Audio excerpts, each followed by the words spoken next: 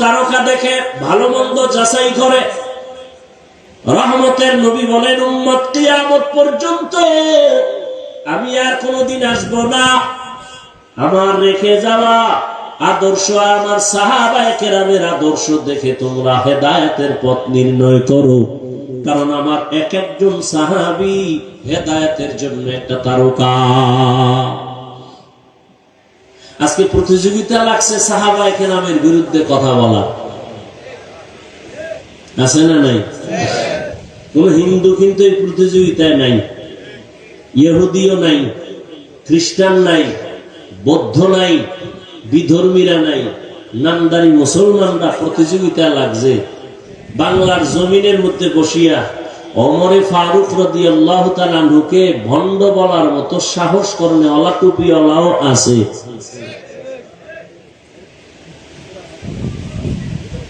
সাহাবায়ে কেরামের বিরুদ্ধে ইশারা ইঙ্গিতে যারা বলবে, লেখবে, এরা ভণ্ড। এদের যারা ভণ্ড বলবে না, তারাও ভণ্ড। আল্লাহ হেদায়েত দান করুন। ওই যে কপাল, কপাল যদি পুড়ে যায়, কপাল পরার আর এক আলামত হলো আল্লাহ যে তার উপরে বেজার, তার প্রথম প্রমাণ সে আলেমদের পিছনে লাগবে। আহলে হক আলেমের পিছনে যে লাগে, প্রমাণ তার কপাল খারাপ। মা বাবার সাথে বেয়াদবি, শিক্ষকের সাথে বেয়াদবি। 3 নাম্বার হলো উলামায়ে কেরাম মুরব্বীদের সাথে বেয়াদবি। এই ছোট্ট বয়সে যা দেখলাম, এই 3 জায়গায় বেয়াদবি করিয়া একজনও দুনিয়াতে সফল হতে পারে নাই। এই অল্প বয়সে অনেক কিছু দেখছি। 2004 সালে আমি দাওরা শেষ করলাম। আমাদের ক্লাসে একটা ছাত্র ছিল বড় ভালো, কিন্তু হুজুরদের সাথে উল্টা পাল্টা করতো, মা বাবার সাথে। দেখছি চোখে তাকায় যে বাবা মোনাজাত দিয়ে বড় দোয়া করে, আল্লাহ ধাক্কাইয়া দেওবন্দে লয়ে গেছে। 1 নম্বরে পাস আইছে বাংলাদেশে। নাম কইলে ফেসবুকের গোলামরা সবাই চিনবে, যাদের জীবন মরণ ফেসবুক, এবং মাও জীবন না, বাবাও না। বাপ ছাড়তে রাজি, মা ছাড়তে রাজি, ভাই ছাড়তে রাজি, মাদ্রাসা ছাড়তে রাজি, সব ছাড়বে, মোবাইলের এই গজবের পথ ছাড়বে না। ও এটা নিয়ে দুনিয়াও বরবাদ করবে, আখিরাতও বরবাদ করবে, মান্নত করে ফেলেছে। এরা চিনবে নামটা বললেই, বিশেষ করে আমাদের মাদ্রাসার লাইন। এত ভালো ছাত্র বাংলাদেশে কোথাও 1 মাসের বেশি থাকেন। এক জায়গায় মাইরও খাইছে শুনছি। আমার দ্বারা একদিন আইসে মাদ্রাসায় ঢাকাতে, তো ওয়াজ নিবে, তোরে ওয়াজ দিব না জীবনে। তো চোখের সামনে শুধু একটা না, হাজারও দেখতেছি। এই 3 জায়গায় যারা বেয়াদবি করে, এরা দুনিয়াতেই বিফল, সব ধ্বংস হয়ে যায়। আজকে বাংলাদেশে এত ঝামেলা কেন? একমাত্র উলামায়ে কেরামের সাথে বেয়াদবির ফলাফল। নাচতে বলেন কেন? দালাল দালাল ভাব। হুন্ডা আমগো দালাল ভাব না, আমগো চেহারা দেখলে মনে হয় দালাল। উলামায়ে কেরাম যদি কোন সুদখোরের কাছে যায়, বুঝতে হবে তার রং ঠিক রেখে যদি যায়, তাহলে সুদখোরের রং লাগায় নাই, বুঝতে হবে তাহলে ইসলামের স্বার্থে গেছে, দুনিয়ার স্বার্থে না। যদি সুদখোরের কাছে যাইয়া তার রঙে রঙিন হয়ে যায় হুজুর, তাহলে বোঝা গেল উদ্দেশ্য ভিন্ন। কিন্তু উলামায়ে কেরাম তার অস্তিত্ব ঠিক রেখে যদি আওয়ামী লীগের কাছে যায়, বিএনপির কাছে যায়, যার কাছে যায়, বুঝতে হবে দিনের স্বার্থে। হাটহাজারীর হুজুর গেছেন দিনের স্বার্থে, আওয়ামী লীগ হতে যান নাই।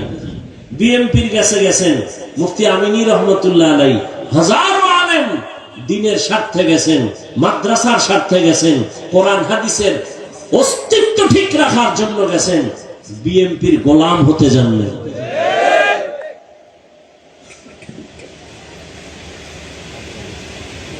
লোকমা দেয়, বয়ে বয়ে লোকমা দেয়। কি লোকমা দেনেওয়ালা। ইমাম সাহেব নামাজে দাঁড়াইছে, ভুল হইলে তো লোকমা দিবে, এটা সুন্নত। ইমাম সাহেব নামাজে দাঁড়াইলে ভুল হয় না? কথা বলেন না কেন? মাগরিবের নামাজে দাঁড়াইছে, মাইকে তেলাওয়াত শুরু করছে। মসজিদের পাশে তো বাহিরে চায়ের দোকান থাকে না? থাকে না? ওখানে কয়েকটা বেনামাজি থার্ড ক্লাসের বয়ে বয়ে বিড়ি টানে আর চা টানে, ওখানে নামাজ লাগে না, দিল এমনি পরিষ্কার। ইমাম সাহেব তেলাওয়াত শুরু করছে, জানালা দিয়ে বাহিরে আওয়াজ আসতেছে, আলহামদু পড়তেছে। হঠাৎ করে আল্লাহর কি কুদরত, আলহামদুর মধ্যেই ভুল হয়ে গেছে। চায়ের দোকানের ওই বেনামাজিটি শুনে ফেলাইছে। একটা আর একটা ইমাম সাহেব কইল কি, ভুল করছে, ভুল, লোকমা দাও।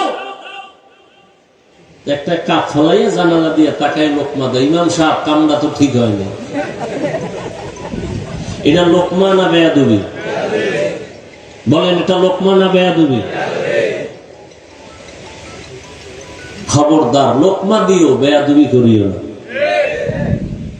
বলে গেলাম, লোকমা দিও, বেয়াদবি করিও না, মরার আগে পঙ্গু হয়ে যাবি। লোকমা দেবে কারা? বলেন, মুসল্লিরা। ইমামের পিছনে মুসল্লি আছে 500, এরা সবাই যদি একটা লোকমার নিয়েতে চিৎকার দেয়, চাই দেখবে যে ইমাম নাই, জায়গাতে স্টপ করছে। হবে? লোকমা কিভাবে দিতে হবে? নিয়ম আছে না নাই? পেছনে একজন যোগ্য ব্যক্তি দাঁড়াবে। কার পিছনে? ইমামের পেছনে। যোগ্য ব্যক্তিকে সভাপতি, এলাকার বড় সুদখোর। কি না, তার সভাপতি বানাইছেন কেন? এলাকার বড় সুদখোর, সে যোগ্য। নাইলে মসজিদের সভাপতি বানাইছেন কেন? মসজিদের সেক্রেটারি কেন? এই জন্যই তো কই কপাল পড়ছে। শিয়ালের হাতে দিছে মুরগি আমানত 3 দিন। শিয়াল কয় দোয়াও চাই, মাফও চাই। এটা ফ্যাটের ভিতরে গিয়ে কি মা হয়ে গেছে, আর ফেরত দেওয়া যাবে না। এ জাতির কপাল পুড়েছে। শিয়ালের হাতে মুরগি দিলে যা হয়, মসজিদ মাদ্রাসা ধর্মের চাবি সুদখোর বেনামাজি ঘুষখোরের হাতে দিলে তো তাই হবে, আর তাই হচ্ছে। দিছে কে? জিবরাইল।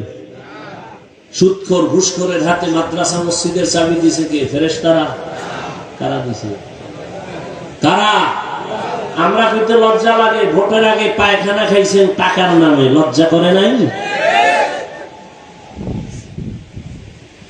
ওই ভোটের আগের রাত্রে টাকা না খাইয়া বাথরুমে গিয়া 10 গ্রাম পায়খানা খাইও, পরে বাজারে গিয়া হালাল সাবান দিয়ে কুলি কইল, গন্ধ শেষ। মোনাজাত দেয়, কবুল হয় না, হুজুরের দোষ। নিজে যে হারাম খাইছে আর কোনো দোষ নেই। ভাই দাওয়াত কা? আলহামদুলিল্লাহ। আপনার বাড়ি? কয় নাউজুবিল্লাহ। নিজের অপরাধের চিন্তা নাই, নিজে নামাজ পড়ে না, দোষ নাই, লোকমা দেয়। তো যোগ্য ব্যক্তি দাঁড়াবেন। কেমন যোগ্য? ইমামের নামাজের মাঝখানে যদি ঝামেলা হয়, ইমাম পেছনে যাবেন, বাকি নামাজটা পেছনের যোগ্য ব্যক্তি এসে কমপ্লিট করে দিবেন। এমন কি তেলাওয়াত চলতেছে, মাঝখানে হঠাৎ করে যদি এমন হয়ে যায় শব্দের উচ্চারণ যে অর্থ বিকৃত হয়ে গেছে, এটা বুঝার মতো ইলমওয়ালা পেছনে থেকে লোকমা দিবেন। এজন্য আমি সারা বাংলাদেশে বলি, অন্তত উলামায়ে কেরামদেরকে লোকমা দেনেওয়ালারা সাবধান। লোকমা দাও, কিন্তু বেয়াদবি করিও না। লোকমার নামে বেয়াদবি করলে কপাল পুড়ে যাবে। ভালো করে মনে রাখিও, রাসূলের হাদিস শুনায় গেলাম, 3 জায়গায় বেয়াদবি করানোর কপাল শেষ। মরার পরে না আগে? আগে। 1 নম্বরে কি? মা বাবা। 2 শিক্ষক। 3 উলামায়ে কেরাম, মুরব্বী। শুধু ওলামা না, এলাকার মুরব্বী আছে, আলেম না, 5 ওয়াক্ত নামাজ পড়ে, ভালো মানুষ, তার সাথেও বেয়াদবি করে। কত রিক্সা চালায় মুরব্বী, তার সাথেও বেয়াদবি করে 5-10 টাকা নিয়ে। বড়দোয়া হাত উঁচু করে করা লাগে না, দিল থেকে যখন কষ্ট হয় সেটাই বড়দোয়া। আল্লাহ হেদায়েত দান করে। লিকুল্লি শাইইন যিনাতুন ফিল ওয়ারা ওয়া যিনাতুল মারই তামামুল আদাবি। এত বয়ান চলতেছে, সুন্দর বয়ান, আপনারাও কম জানেন না। মাইকলে টান দিলে আপনারটাও সুন্দর বয়ান হবে, কণ্ঠও খারাপ না, কিন্তু আমলের খাতা শূন্য কেন? একমাত্র কারণ আল্লাহর আযাবের ভয় অন্তরে নাই। এ কারণে চোখের মধ্যে পানি নাই, মোনাজাতে কান্না নাই, দিলের মধ্যে অন্যের প্রতি কোনো দরদ নাই। একজনকে আমি হেফাজত করব, কিন্তু না, আমি একজনকে মানুষের সামনে লজ্জা দিতে পারলে বড় আনন্দ লাগে। এজন্য আল্লাহ পাক বলেন, ও মুমিন, আমি 5টা জিনিসের মাধ্যমে তোমাদের পরীক্ষা করব। 1 নাম্বার জিনিস হলো ভয়, দ্বিতীয় হলো ক্ষুধা। ভয় মানে 4 মাযহাবের 4 ইমাম, এর মধ্যে একজন ইমাম শাফিঈ রাহমাতুল্লাহি আলাইহি বলেন, এখানে ভয় মানে হলো আল্লাহর পক্ষ থেকে ভয়। আল্লাহর পক্ষ থেকে ভয় হলো জাহান্নামের আযাব। যেই ভয়টা আল্লাহ আমার নবীকেও দিলেন, ইয়া আইয়ুহান নাবিয়্যুত্তাকিল্লাহ ওয়া লা তুতি'ল কাফিরিনা ওয়াল মুনাফিকিন। ও নবী, আপনি আমাকে ভয় করেন, কাফের মুনাফিকের অনুসরণ করবেন না। আর একটা ভয় হলো বেঈমানের পক্ষ থেকে ভয়। ফিলিস্তিনের জমিনের ভেতরে ইসরায়েলি কুকুরদের ভয়। ওরা বলে আল্লাহকে মানলে তোমাদেরকে মেরে ফেলা হবে। এই ভয়কে জয় করবে আল্লাহর মহব্বতের বান্দা, জীবনকে বিসর্জন দিয়া দিবে। হাজারো প্রতিকূলতা আসবে, আল্লাহর ভয় আসলটা অন্তরে যখন রাখবে, তখন দুনিয়ার ভয় তার সামনে কিছুই না। এর নবীর আশিক, আজকে মুসলমানের উপরে এত বিপদ। বাংলাদেশের মুসলমান আমরা মায়ের কোলে আছি, মনে করি আমগো বিপদ নাই। না, কি বিপদ নাই তার নিশ্চয়তা কি আছে? মাদ্রাসা বেশি, আলেম ওলামা বেশি। আরে ভাই, এর থেকে তো ভারতের মধ্যে মাদ্রাসা আরো বেশি ছিল, আলেম ওলামা অনেক ছিল। হাজার হাজার মাদ্রাসা ধ্বংস করে দিল, হাজারো হাজারো আলেম ফাঁসির মধ্যে ঝুলাইয়া গাছে টানাইল ব্রিটিশ বেঈমানেরা। স্পেনের জমিন 800 বছর পর্যন্ত মুসলমান শাসন করলো। যে স্পেনের মধ্যে 30 খণ্ড তাফসীর লেখা হলো, তাফসীরে কুরতুবী। আজকে স্পেনের মধ্যে আজানের ধ্বনি নাই, সব ধ্বংস হয়ে গেল। মুসলমানকে আগুনে পুড়িয়া ভূমধ্য সাগরে সব শেষ করে দিল। ইহুদি বেঈমানরা মিছিল করলো, আনন্দ মিছিল। ওই দিনটা ছিল এপ্রিলের 1ম তারিখ, 1 এপ্রিল। 1 এপ্রিল মুসলমানের কান্নার দিন, বেঈমান ইহুদিদের আনন্দের দিন। কিন্তু মুসলমান বুঝে না, এপ্রিল ফুল পালন করতে গিয়া মুসলমানেরাও আনন্দ করে লাফায়। অথচ মুসলমানের এক ক্লান্তের দিন, বেঈমান কর্তৃক অত্যাচার নিপীড়ন মুসলমানের উপরে। স্পেনের জমিন ধ্বংস যেদিন শুরু হয় 1 এপ্রিল। এই জন্য বেঈমানরা এপ্রিল ফুল পালন করে। মুসলমানের ইতিহাসও জানা নাই, জানবে দূরের কথা। হিন্দু এসেই বাংলাদেশে ইসলামের বিরুদ্ধে আন্দোলনের ডাক দেয় নাই, ইহুদি দেয় নাই। এ দেশে ইসলামের 12টা বাজানেওয়ালা মুনাফিকই যথেষ্ট। আমি যে কথাগুলো বললাম, এই বয়ানটা মসজিদের খতিব সাহেব আগামী জুমায় করো। মুসলমান কমিটির কয়েকজন বলবে, হুজুর আপনি বাড়িতে বেড়ায় 6 মাস। কথা ঠিক? কারণ ও শিয়ালের হাতে মুরগি। কেমনি জাতির কপাল হলো। এজন্য রহমতের নবী বলেন, মুসিবতের পরীক্ষায় পাস করো, ইবাদতের বেলায় ধৈর্য, মুসিবতের বেলায় ধৈর্য ধারণ করো, গুনাহের বেলায় ধৈর্য। জীবনটা চলে যাবে, তারপরও গুনার ক্ষেত্রে কোনদিন আমি সামনে আগাবো না, আল্লাহর ভয়। ভাইরা আমার, ওমর ফারুক রাদিয়াল্লাহু তাআলা আনহু নবীকে জবাই করার জন্য তরবারি নিয়ে দৌড়ায়। আল্লাহর হুকুম, সে ওমর আমার নবীর চেহারা দেখে কালেমাওয়ালা হয়ে গেল। আল্লাহ তাকে এমন ভাবে কবুল করেছে, ওমর এখন যেই পথ দিয়া চলে শয়তান ওই পথে চলে না। ভয়, যুবক মদের বোতল নিয়ে হাঁটে, হঠাৎ করে তাকায় দেখে ওমর আসতেছে, ভয়, ফালায়াও দিতে পারে না। আল্লাহর কাছে মনে মনে তওবা করছে। ওমর এসে সামনে দাঁড়ায়, বোতলটা দে। যুবক কাঁপতেছে। কেন কাঁপে? বলে ওমরের মেজাজ এমন যে কথার আগে তরবারি রেডি। যুবক কাঁপতে কাঁপতে বোতলটা দিল। ওমরে ফারুক রাদিয়াল্লাহু আনহু বোতলটা নিয়ে দেখে বোতলের ভেতরে এক ফোঁটা মদও নাই, পুরা বোতলটা সাদা দুধে ভরা। হর কে দার খৌফে হক দরদিল মাদাম জান্নাতুল মাওয়া দেহদুরা মাকাম। এক নাম্বার আল্লাহর ভয়ের পরীক্ষা চলবে। ওমরে ফারুক রাদিয়াল্লাহু আনহু দিনের বেলা বিচার করেন, রাতের বেলা মানুষের বাড়ি যায় ঘুরেন। ঘুরতে ঘুরতে দেখে একটা বাগানের মধ্যে আগুন জ্বলে। আরো সামনে আগাইলেন, বিয়ে দেখেন ভেতরে মহিলাদের কণ্ঠের আওয়াজ। ওমর দূরত্ব বজায় রেখে চুপ করে দাঁড়ালেন। ওমর এখানে আছে কেউ জানে না। শুনে মহিলারা কথা কয়। এক মা তার কন্যাকে বলে, ও আমার মেয়ে, আগামীকাল বাজারে দুধ বিক্রি করতে দিবা, গাভীর দুধ, পানি বেশি দিও। মেয়ে ডাক দিয়ে কয়, মা খবরদার, আর একবারও বলবা না, ওমর যদি শুনে কল্লা ফেলে দিবে।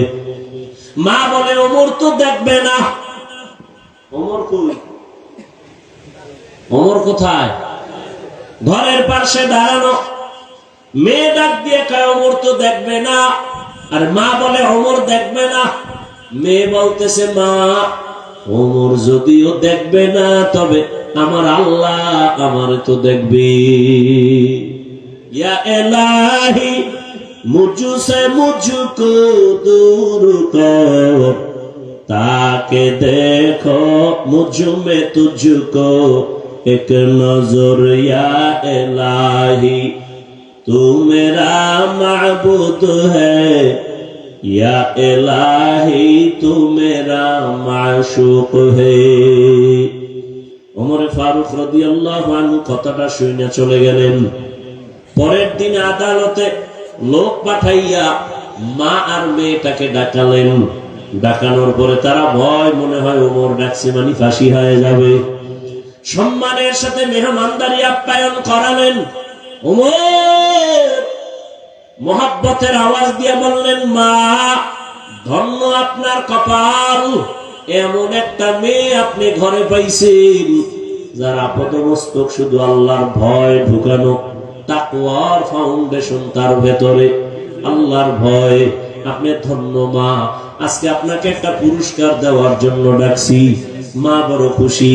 খলিফাতুল মুসলিমিন আমাকে পুরস্কার দিবেন। কি পুরস্কার দিতে চান? ওমরে ফারুক বলেন, আপনি যদি খুশি হন আর রাজি হন, আপনার ওই কন্যাটা, মেয়েটা আমি ওমরের ছেলের বিবাহের বন্ধনে নিতে চাই। মা বড় আনন্দিত হয়ে গেলেন। আলহামদুলিল্লাহ, আমি রাজি। ওমর এই আল্লাহর বান্দি মেয়েটাকে তার ছেলের সাথে বিবাহের বন্ধনে নিয়ে আসলেন। আর এই মেয়েটা এমন ধন্য, এমন চাঁদের আলো, এর গর্ব ধারায় আর এক চাঁদের আলো জমিনে আসছে। ওমর ইবনে আব্দুল আজিজ রাহমাতুল্লাহ আলাইহি। এই জন্যই বললাম, ও যুবক, জীবনে যদি সফল হতে চাও, সবাই তো সফলতা চায়, আমিও সফলতা চাই, আমিও সম্মান চাই। কে সম্মান না চায়? সবাই চায়, কিন্তু সম্মানের ঠিকানা কোথায় এটা মানুষ বুঝতে ভুল করে। সম্মান আর সফলতা আসবে তিন জায়গার দোয়া: মা বাবার দোয়া, শিক্ষকের দোয়া, উলামায়ে কেরামের দোয়া, নেক নজর। মা বাবার দোয়া ছাড়া জীবনে চেয়ার পর্যন্ত আসতে পারি নাই। মা বাবার চোখের পানি আর দোয়া যদি না থাকতো তুমি টাকার মালিক হতে পারতা না, সম্মানের জায়গায় বসতে পারতা না। মা বাবার কত চোখের পানি আর কান্না আর দোয়া তোমার আমার জানা নাই রে বাবা। এত কষ্ট করে মা বাবা তোমাকে আমাকে মানুষ বানাইছেন। তুমি পরীক্ষার হলে গেছো, মা জানে তুমি পরীক্ষা দাও, তোমার তো চিন্তা নাই। আম্মা জান রাতের বেলা ঘুমায় না, চোখের পানি ছেড়ে কাঁদেন, হে মালিক আমার সন্তানকে পরীক্ষায় কামিয়াবি দান করো। শিক্ষকের দোয়া বড় সম্পদ। দোয়া যদি না থাকে ওই ছাত্রের শিক্ষার যোগ্যতা আসে না, এলেমে বরকত থাকে না। এরে আল্লাহর বান্দা, ওলামায়ে কেরামের নেক নজর যদি না থাকে ওই বান্দার আখলাকের মধ্যে, চরিত্রের মধ্যে কোনো মহব্বত আসে না, আখলাকের মধ্যে কোনো রং আসে না। এই জন্য উলামায়ে কেরামের নেক নজর দরকার, কারণ তাদের নজরের মধ্যে পাওয়ার আছে, তাকওয়ার পাওয়ার। ইয়া আইয়ুহাল্লাযীনা আমানু ইন তাত্তাকুল্লাহ ইয়াজআল লাকুম ফুরকানা। আল্লাহর দেওয়া পাওয়ার, এর নাম ফুরকান। হাদিসের ভাষায় পাওয়ারের নাম ফিরাসাত। ইত্তাকু ফিরাসাতাল মুমিন ফাইন্নাহু ইয়ানজুরু বিনুরিল্লাহ। আল্লাহ তাআলা ফেরাসাতের পাওয়ার দান করেন। আল্লাহর প্রিয় গোলাম, কোন বেঈমান বেনামাজিকে পাওয়ার আল্লাহ দিবেন না। আল্লাহ পাওয়ার দান করেন। এরা অনেক কিছু দেখেন ওই পাওয়ার দিয়া, যেটা তুমি আমি দেখতে পাই না। তবে এরা চামড়ার চোখ দিয়া দেখেন না, আল্লাহর দেওয়া নূরের আলো দিয়া তারা দেখতে পান। ওমরে ফারুক রাদিয়াল্লাহু আনহু আল্লাহর কাছে এতটা দামি হয়ে গেলেন। রহমতের নবী বলেন, লাউ কানা বা'দি নাবিয়্যুন লাকানা উমর। আমার পরে আল্লাহ যদি নতুন নবী কাউকে বানাইতেন, ওমর হতো আমার পরের নবী। ও আমার ভাইরা, ও যুবক বাবারা, পর্দার আড়ালের মা বোনেরা, কয়দিন দুনিয়ায় বাঁচবেন? চোখের সামনে শুধু মরণের লাশ আর লাশ। একটা সন্তানকে মানুষ বানায় যান, ডাক্তার বানান, বাধা নাই, মানুষ বানাইয়েন মানুষ। ডাক্তার হওয়া আলাদা, মানুষ হওয়া আলাদা। মাওলানা হওয়া আলাদা, মানুষ হওয়া আলাদা। ইঞ্জিনিয়ার হওয়া, মানুষ হওয়া বড় ভিন্ন জিনিস। আমি বক্তা হইছি ঠিক, আমি পীর হইছি ঠিক, তবে মানুষ হইতে পারলাম কিনা চিন্তা।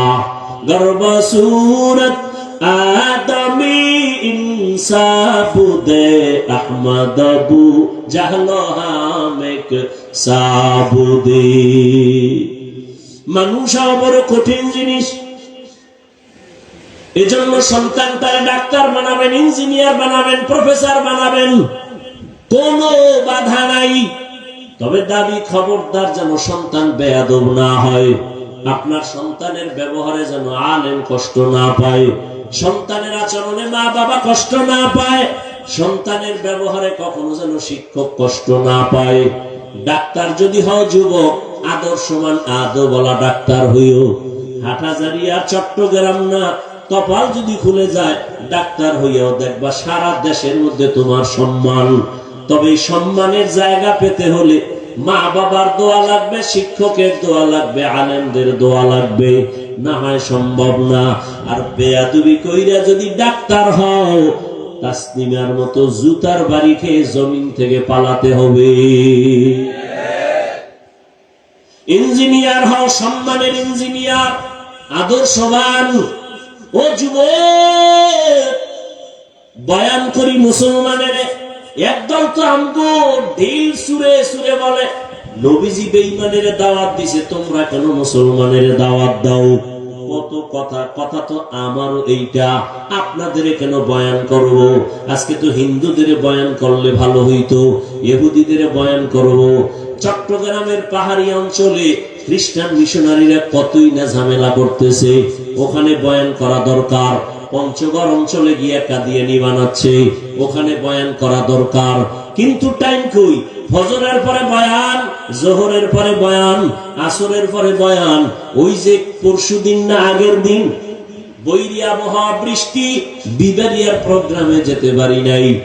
যাইতে পারি নাই, রেডি 10টা থেকে, হেলিকপ্টারে নিবে, পাগল হয়ে গেছে আবেগ, যেতে পারি নাই, হেলিকপ্টারে যেতে হবে, এত টাকার বাহাদুরি, যাইতেই হবে।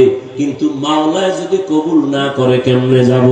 সবাই দেখতেছে, এরপর মানুষ যেতে পারি নাই। বললাম একটা আলাদা প্রোগ্রাম গাড়িতে গিয়ে চেষ্টা করব দেওয়ার, না উল্টা পাল্টা। আমি মাদ্রাসায় ব্যস্ত, বিভিন্ন কাজ, বর্তমান বছরের শুরু ছাত্রদের নিয়ে ঝামেলা, একটা ছাত্র উল্টা পাল্টা করছে, নিয়ে ঝগড়া করতেছি, ফট করে মোবাইল সামনে এনে দিই। কোথায় মোবাইল, কার সাথে কথা বলবো, চিনি না কার সাথে। আমি আছি এক ব্যস্ততায়, মেজাজ গরম। ওদিকে বৃহস্পতিবার আমি রোজা রাখি, রোজা অবস্থায় ছাত্র উল্টা পাল্টা দম খাইতেছি, এর মধ্যে মোবাইল কোথায় ধরছে মাইকে না কোথায় তাও জানি না। আমার দরকার আছে, এত বড় একজন আল্লাহর বান্দা, কি জানি নাম, বিবারিয়ার একজন খুব বুজুর্গ মানুষ, জীবনে কারোর সাথে বেয়াদবি করলাম না, আর তুমি মনে করো চিনি না জানি না বুঝলাম না, ফট করে মাইকে দিয়ে দিলা, আর কি বললাম না বললাম আল্লাহ ভালো জানেন, না জেনে না বুঝে এটা আমার মাইকে তুমি প্রচার করো, আর বলো আমি বেয়াদবি করেছি। আল্লাহ হেদায়াত দান করো, আরো জোরে বলো। আর মিডিয়াওয়ালারাও পাইছে, মাঝে মাঝে এত কষ্ট লাগে। তাহলে আমরা বেদাতীদেরকে গালি দেই কেন? আহলে বাতিলদেরকে গালি দেই কেন? জামাত ইসলামীর লোকদের বিরুদ্ধে অনেক কথা বলা হয় কেন? কই তারা তো তাদের আপনজন নিয়ে মাঠে ময়দানে কাদা ছড়াছড়ি করে না। আমাদের কওমের মধ্যে এই দুর্বলতা কেন? আমার মনে পড়ছে চট্টগ্রামের খতিবে আজম সিদ্দিক আহমদ রহমতুল্লাহর কথা। আমার এক ওস্তাদ মুহতারাম বলছিলেন, খতিবে আজম রহমতুল্লাহ নাকি এক সময় বলছিলেন, আফসোস করে দেশের আলিয়া মাদ্রাসাগুলো পূর্ণ শিবিরে আর কওমি মাদ্রাসা পূর্ণ কিবিরে, অহংকার। না হয় ভুল একজনে করেই ফেললো, এটাকে সরাসরি করার দ্বারা ইসলামের লাভ কি? একজন আলেমের বিরুদ্ধে উম্মতকে বিভ্রান্ত করে দিলে ইসলামের উপকার কি? কেন এগুলো আমাদের মাঝে বুঝেও না, পয়সা দিয়ে দিছে, খুশি কি ওই রাতের ঘুম তার আরামে হবে একজনকে বেইজ্জতি করতে পারলে। আল্লাহ হেদায়েত দান করুন, আল্লাহ হেদায়েত দান করুন, আল্লাহ আমাকে হেদায়েত দান করুন। আমার এলেম নাই, আমল নাই, চলি আল্লাহ ওয়ালাদের নেক নজর, মা বাবার দোয়া। আমি বেয়াদবি করবো কেন? আমার দুনিয়াতে আসা থেকে আজ পর্যন্ত কোন বেয়াদবির ইতিহাস নাই, চিনি আর না চিনি না, আমি কোন মুভমেন্টে ছিলাম, কি অবস্থায় ছিলাম খবর নাই। আল্লাহ হেদায়েত দান করুন। তো যে কথা বলতেছিলাম, এত কষ্ট কষ্ট গাধার মতো দৌড়াচ্ছি, এরপরেও ফলাফল দুর্বল কেন? আপনারাও মুসলমান, আমিও মুসলমান, আপনাদের আল্লাহ আমার আল্লাহ এক না দুই? আপনাদের নবী আমার নবী, আপনাদের কোরআন আমার কোরআন, আপনাদের কাবা আমার কাবা, আপনাদের কালেমা আমার কালেমা, সব এক। দুনিয়াতে আসছে সিস্টেম এক, বিদায় বলা কাফনের সংখ্যাও এক। আপনারও 3টা, আমার একটা বেশি। আমারও 3 কাফন। মহিলাদের কয়টা? কথা বলেন। 5টা। কালার হবে আলাদা। হুজুরদের কাফনের কালার হবে আলাদা, আপনাদের কালার আলাদা না? কি কালার বলেন? বলেন সাদা। সবে কালার লইয়াও কিলেকিলি চলে কেন বলেন? কালার লইয়াও দ্বন্দ্ব, কে কালো ভরলো, কে সাদা, কে সবুজ, এ নিয়েও দ্বন্দ্ব আছে না নাই? বিদায় বেলা কালার হবে সবে এক, সাদা। কবরের সাইজও হবে এক, কবরের মধ্যে রেখে প্রশ্ন করা হবে 3টা, তাও এক। রবের পরিচয় দাও, ধর্মের পরিচয় দাও, রাহমাতুল লিল আলামিনের পরিচয় দাও, এরে নবীর উম্মতের দল। তাহলে আপনার আমার আল্লাহ এক, নবী এক, কোরআন এক, কাবা এক, ধর্ম এক, কালেমা এক, আশা এক, যাওয়া এক, কাফন এক, কালার এক, কবর এক, প্রশ্ন এক। আপনাকে বয়ান করবো কেন? অথচ দুঃখ, আমি টুপি খুলতে চাই না। আপনি কেমন মুসলমান যে টুপি দিতে চান না, লজ্জা পান। আমি দাড়ি কাটলে লজ্জা পাই, আর আপনি কেমন মুসলমান দাড়ি রাখতে লজ্জা পান। আমিও মুসলমান, আপনিও মুসলমান। আমি পর্দা না করলে লজ্জা লাগে, আপনি পর্দা করতে গেলে লজ্জা পান। আমি মসজিদে না ঢুকলে লজ্জা পাই, আপনি ঢুকতে গেলে লজ্জা পান। বুঝি না আমরা কি ভুলে আছি নাকি আপনারা ভুলে আছেন? কেন আলেম ওলামাদের বয়ান কাজে লাগান না?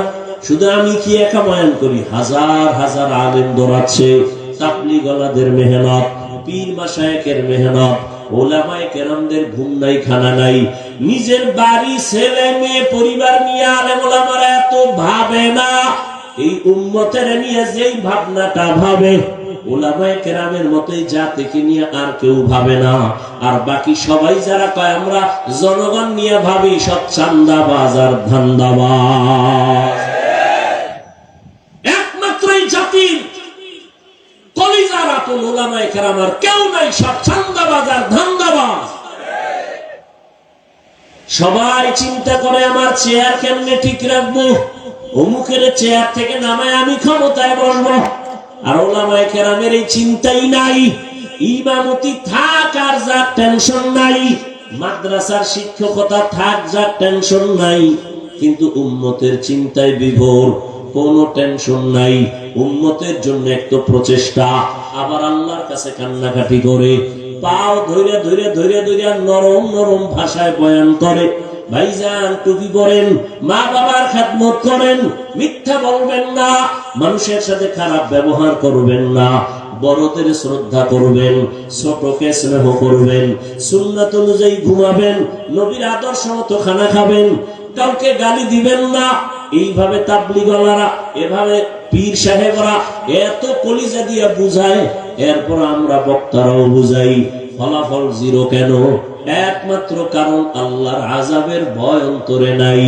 আল্লাহর কসম, আল্লাহর ভয় অন্তরে যতদিন আসবে না, ততদিন কোন বয়ান আমলে আসবে না। আর আল্লাহর ভয়টাও কোনদিন অন্তরে আসবে না যতদিন পর্যন্ত মানুষটা আল্লাহওয়ালার নজর লাগাবে না। আল্লাহওয়ালাদের নজরের দ্বারা তাকওয়া অন্তরে জমা হবে। যারা আল্লাহওয়ালা মানেই না, বড় বড় মুসলিম বা কইরা চাপাবাজি করে আর বলে আমরা পীর মানি না, ওলিয়া উলিয়া মানি না, আমাকে ওর মানাই লাগে না। আমি সারা বাংলাদেশে বলছি, যারা বলে আমরা ওলিয়া উলিয়া মানি না, কোন মুরব্বি মানি না, আহলুল্লাহ মানি না, এরা কোরআন মানে না, বুখারী মানে না, এরা ভণ্ড। এদের যারা ভণ্ড বলবে না তারাও ভণ্ড। এদের অন্তরে কোনোদিন তাকওয়া আসবে না, সম্ভবই না। তাকওয়া আসার প্রতি হলো আল্লাহওয়ালাদের নেক নজর লাগাও। একটু আগেই বলছি, আল্লাহর ওলি যারা, তাদের নজরের মধ্যে পাওয়ার আছে, তাকওয়ার পাওয়ার। ও দিয়া তাকাইলেই অন্তরের মধ্যে ভয় আসে। আমি নগদ একটা প্রমাণ আপনাকে দেই, সত্য কথা বলবেন, তাও মিলাবেন না। আল্লাহকে সাক্ষী রেখে বলেন, এই যে মাহফিলে বসছেন, ওলামায়ে কেরামের মজলিসে বয়ান শুনতেছেন 1 ঘন্টা 2 ঘন্টা, এই যে বয়ান শোনার পরে আল্লাহকে সাক্ষী রেখে বলেন, অন্তরের মধ্যে একটু ধাক্কা লাগছেনি? বলেন বলেন।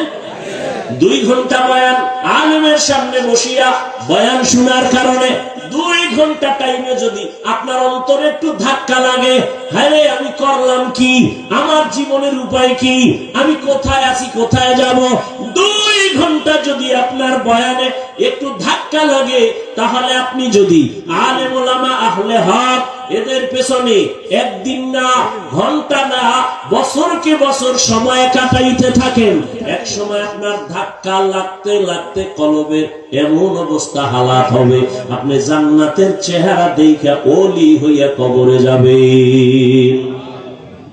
আউলিয়ারা কারে উকবা ইখতিয়ার, জাহেলারা কারে দুনিয়া ইখতিয়ার। মাইলে মুমিন সোয়ে মুমিন মিশাওয়াত, মাইলে কাফের সোয়ে কাফের মিশাওয়াত।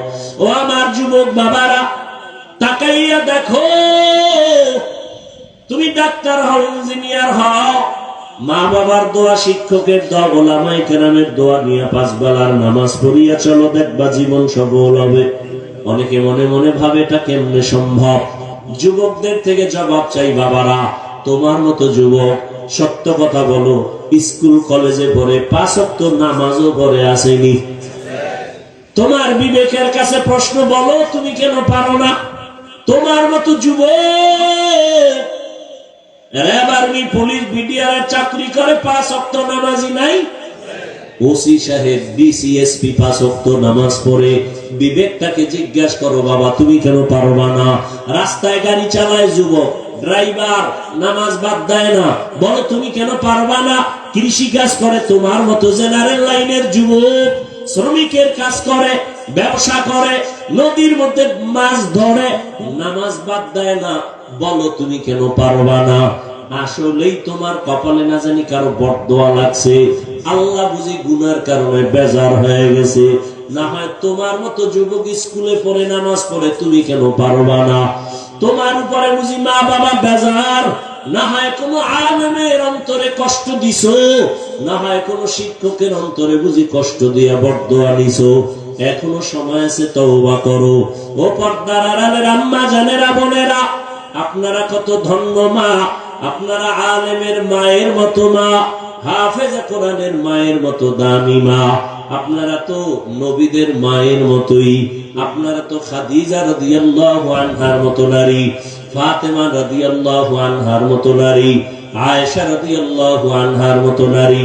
আপনার মতো কত মা এখনো আছে অঞ্চলে 5 ওয়াক্ত নামাজ পড়ে, মোবাইলে সময় নষ্ট করে না, স্বামীর মাল হেফাজত করে, খেয়ানত করে না, নামাজ পড়ে 5 বেলার। আম্মা জানেরা, আপনারা কেন পারবেন না?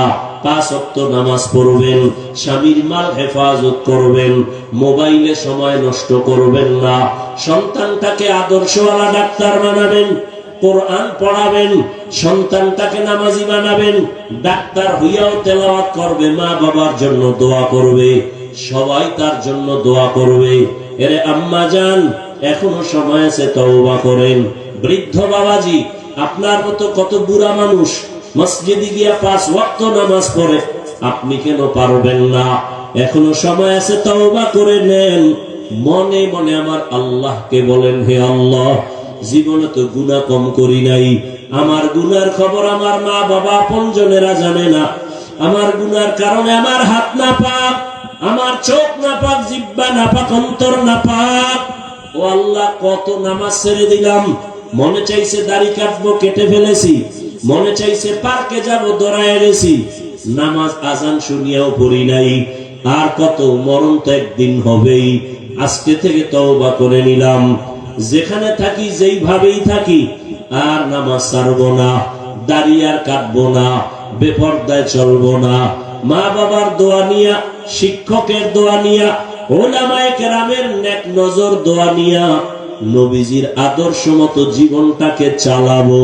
তওবা করার মতো যদি নিয়ত হয়, মুনাফিকি যদি কারো অন্তরে না থাকে, আল্লাহর ভয় অন্তরে নিয়া খাঁটি তওবার নিয়ত যাদের আছে, 2 হাত আমার আল্লাহকে দেখায় দেই।